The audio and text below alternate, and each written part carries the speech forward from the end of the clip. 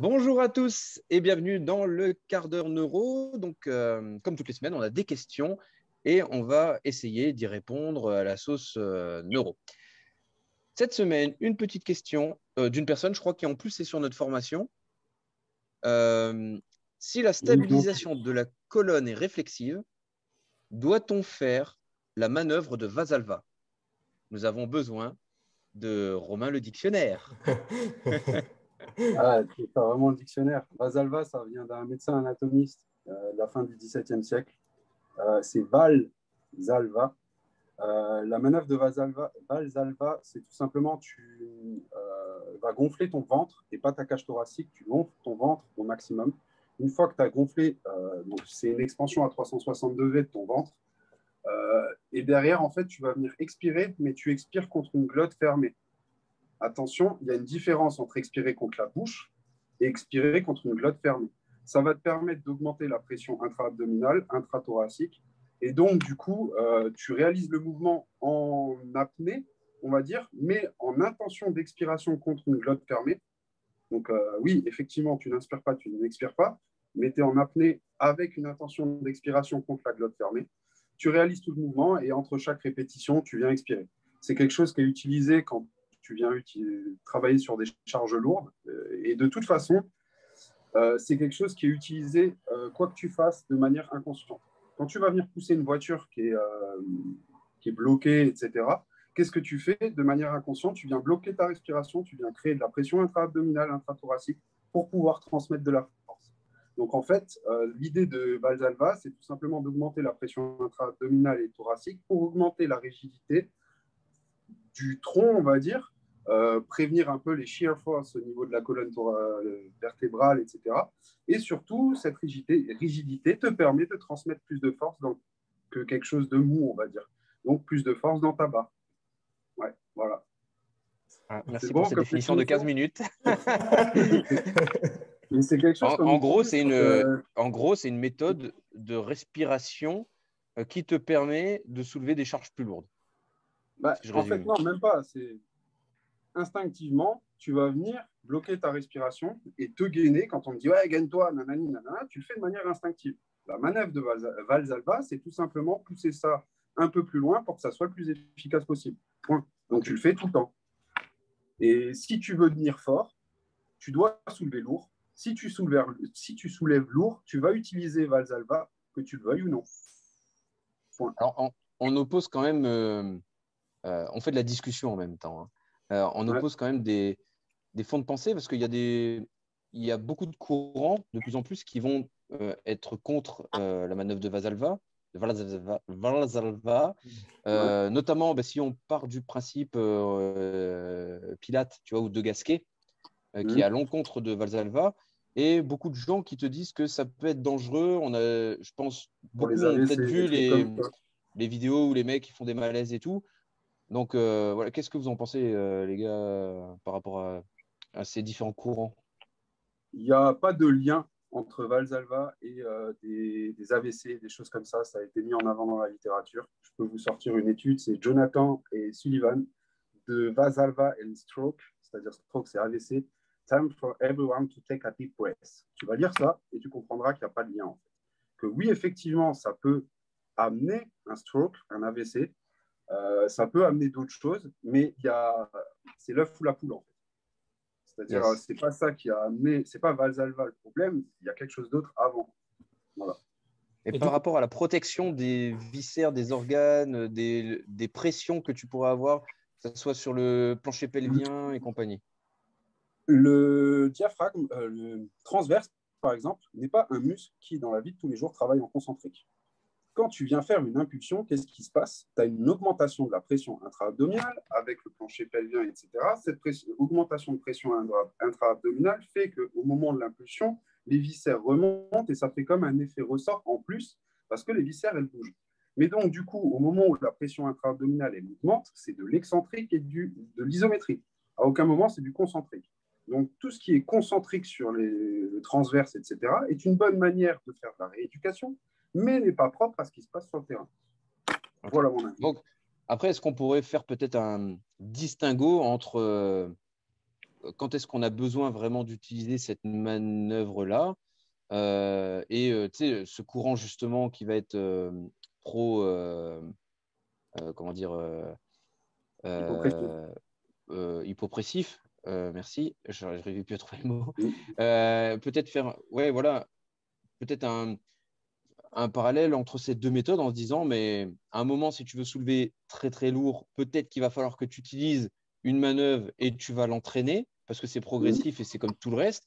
Et que si tu fais juste un truc de renfort et que ton objectif, ça va être juste d'être bien dans la vie de tous les jours, de rester Ouais, avec de technique. ouais. On va peut-être pas forcément recommander Valsalva à un débutant, quoi. Il y aurait peut-être pas Non, mais forcément d'intérêt. moi, ce que je veux dire derrière ça, c'est que Valsalva, quoi qu'il arrive, tu vas l'utiliser dès que tu vas mettre des pains au sol ou dès que tu vas soulever lourd. Pain au sol, ça veut dire un gros changement de direction ou des choses comme ça. Tu vas augmenter la pression intra-abdominale. Donc, ça s'entraîne et ça peut se mettre en place facilement et c'est nécessaire, entre guillemets, de le mettre en place quand ton idée, c'est de la performance. On a perdu Adrien. C'est pas grave, on est tous les deux. Le mec, il était tout content parce qu'il a la fibre et d'un coup, ça. C'est bon. Là, il voit mieux. Et du coup, Je dirais, mon téléphone est en surchauffe. Alors ça, c'est... Et en plus, j'ai un Samsung, alors s'il m'éclate à la tronche, les gars.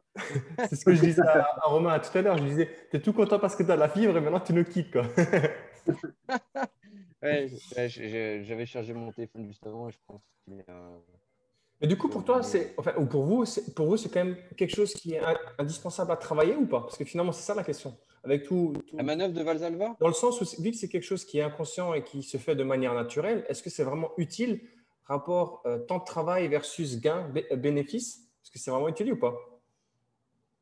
C'est utile dans le sens où, quoi qu'il arrive, tu le fais de manière. C'est dommage, on discutait bien. J'arrête de mettre ma caméra, comme ça, peut-être que ça va aider. Moi, à mon sens, je la travaille pas si j'ai pas, par exemple, des athlètes qui vont vraiment faire du lourd, quoi, tu vois. Ok. Donc voilà, qui vont vraiment aller dans la grosse performance, aller chercher du lourd. Si c'est des athlètes de la vie de tous les jours, voilà, je vais peut-être travailler différemment. Je vais reprendre aussi, que ça soit, tu sais, cette méthode hypopressive ou mon téléphone va de nouveau s'éteindre. C'est vraiment relou. La manière hypopressive ou alors la manière aussi strong fit où on bosse beaucoup avec les obliques externes. C'est plus ça que je vais mettre en place avec des débutants, tu vois, des intermédiaires. Si on doit commencer à soulever lourd, ouais, je vais.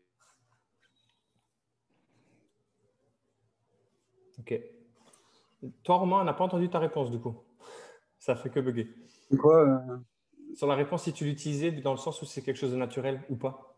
Enfin, c'est quelque chose de naturel, donc du coup, oui, c'est utilisé tout le temps. Après, derrière, tu ne vas pas l'utiliser de manière consciente quand tu fais un jump, par exemple. Mais si tu es sur un cycle de force max, bien évidemment que c'est intéressant de savoir le mettre en place et de l'apprendre aux gens, en fait. Surtout qu'il y a des petites subtilités où la manœuvre de Valsalva, tu peux la tester où, en fait, tu gonfles ton ventre, tu expires contre ta glotte, mais tu dois être capable de le faire la bouche ouverte pour être sûr que tu ne viens pas expirer contre ta bouche, tes sinus, etc. Donc vraiment, tout ce qui est le carrefour laryngé, ici, la glotte, ce qu'on appelle la glotte, c'est vraiment ça qui bloque l'air qui sort. Et ces petits trucs, ça va prendre, ces petites subtilités, et c'est ce qui te permet, en addition avec une ceinture, par exemple, de maximiser la pression intra-abdominale et donc, du coup, de soulever peut-être plus lourd, qui est ton objectif, développement de la force max. Et c'est là où on en vient sur une transition qui n'était pas forcément prévue sur la ceinture entre les gens qui savent l'utiliser pour optimiser ce processus versus ceux qui le font pour prévenir éventuellement un maux de dos alors qu'ils mettent une ceinture pour faire des biceps curls, tu vois. Ouais, c'est ça. Non, la ceinture, c'est vraiment un truc pour maximiser le Valsalva. Moi, je le vois comme ça. C'est Donc, ça. du coup, mettre une ceinture à tir-larigot, ça ne sert à rien. Sur tes efforts maximaux, oui, ok, ça fait sens. Mais justement, c'est ça aussi, ou peut-être sensibiliser un peu aux gens, que la ceinture, c'est quand tu fais de l'effort max et ce n'est pas fondamentalement pour protéger le dos, entre guillemets, c'est plus pour optimiser ce processus de Valsalva finalement. Ouais. Et que beaucoup, enfin, je dis ça dans le fitness, dans le fitness, on voit beaucoup avec des ceintures, mais pour soi-disant protéger le dos. Comme dit, c'était une blague ce que j'ai dit, mais combien t'en vois faire des biceps ou des triceps avec une ceinture? Avec une ceinture, ouais. Après, derrière, la question de base, c'était le lien avec la stabilisation réflexe du tronc. Bien évidemment qu'il faut travailler la stabilisation réflexe. Ça passe par le tronc cérébral, etc. Il faut l'optimiser, mais il y a un moment donné aussi où on cherche à développer. Enfin, moi, en tant que prépa physique, on cherche à développer et tu prends tous les outils qui vont te permettre de développer au maximum du potentiel. Et Valsalva en fait partie. C'est comme tout, ça reste un outil et il ne faut pas rester piégé par l'outil et savoir l'utiliser à bon escient quand on a vraiment besoin finalement. Ouais. Mais après, il y a des vidéos qui existent, tu peux les trouver sur YouTube par exemple. Il y a une vidéo de Starting Strength qui parle justement de Valsalva et qui met en avant la peur qu'ont tous d'augmenter en fait la pression sanguine au niveau du cerveau, etc., au travers de la manœuvre de Valsalva. Mais c'est quelque chose qui est un peu mal compris, on va dire. Parce qu'il y a toujours des garde-fous et il y a un système de, bah oui, tu augmentes ta pression ici, mais la pression, il y a un contrebalancement de pression ici, etc. Et donc, du coup, les études montrent qu'il n'y a pas de lien direct en fait, entre Valsalva et des problèmes. Il y a quoi comme problème AVC, tu peux avoir augmentation de la pression sanguine de manière continue, chronique. Ouais. Tu peux avoir quoi comme autre problème qu'ils mettent en avant attends, je te cherche ça. Mais ces problèmes n'ont pas plus lieu d'être du fait de cette surstimulation par rapport au tronc cérébral, qui sont finalement peut-être des symptômes par rapport à ça. Oui, peut-être. Et après, derrière, de toute façon, si tu peux faire des ruptures d'anévrisme, tu ne le sais pas vraiment. En fait. Okay. Et quoi que tu fasses, ça peut péter. Mais genre, tu peux être aux toilettes en train de faire la grosse commission et tu as ta rupture d'anévrisme. Okay. Et donc, ouais, c'est ça. AVC, rupture d'anévrisme et élévation chronique de la pression sanguine. Okay. C'est un peu les trucs qui sont mis en avant comme les risques du Valsalva. Mais c'est montré aussi, si tu lis les études, que ce n'est pas vraiment fondé, en fait. Voilà. Et après, derrière, il faut se dire aussi que Valsalva, dans les études de base, il y a 4 étapes. C'est-à-dire, tu as la mise en tension, tu as le maintien de la tension qui est de 5 à 20 secondes, où là, en fait, tu as une diminution de la pression sanguine, une diminution de stroke volume, etc. Et en fait, l'étape 3, tu relâches la pression, et l'étape 4, c'est la récupération. Mais en fait, on sait que l'étape 2 commence à 5 secondes à peu près. Sauf qu'un lift max, tu n'arrives rarement qu'à 5 secondes, tu vois. Sauf vraiment des gros powerlifters, etc. Et ce qui est intéressant de noter, je n'ai pas fait les liens, mais j'y pense maintenant, quand tu regardes un gros deadlift où justement tu vois les mecs qui titubent et qui tombent, souvent c'est des deadlifts qui sont en grinding et où on est plus sur 7-8 secondes d'effort max que 5. Est-ce qu'il y aurait un lien avec justement la baisse de la pression sanguine qui, dans l'étape 1, monte, mais dans l'étape 2 du Valsalva, baisse. Quand on prend un Valsalva qui est étudié dans la littérature sur 30 secondes. Voilà. Bon, je pense qu'on a répondu à cette question. Et du coup, ouais, j'ai complètement loupé le truc. Mon téléphone surchauffe. Tu l'écouteras en rediffusion. Ouais, c'est ça. Tu as parlé de la stabilité réflexive alors, du coup? Ouais, qu'il fallait quand même la travailler, que c'était essentiel. Ouais. Mais qu'à un moment donné, quand tu vas entraîner l'effort max, tu utilises tous les outils à ta disposition. Yes. Ok. Bon, tout bon? Bon, désolé pour les auditeurs, hein, mon téléphone surchauffe. C'est pas grave. Voilà. J'avais pas envie d'être un fait divers. Il faudra que tu changes de téléphone. Attends, il a 3 mois le téléphone. Bon, yes. Merci à tous. On se revoit mercredi pour la pratique. Yes, et du coup, on verra peut-être des petits exemples là-dessus.